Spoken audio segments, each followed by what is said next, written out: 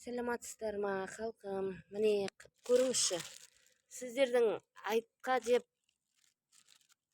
әкелген еттеріңіздің бәрі далада шіріп жатыр. Міне шуын болып. Міне көрдіңіз ба? Міне көрдіңіз ба? Міне 26 мешіт медресенің артында мусорда шіріп жатыр. Міне көрдіңіз ба, халқым? Міне шалған құрбандықтарың қандай, көрдіңіз ба? Міне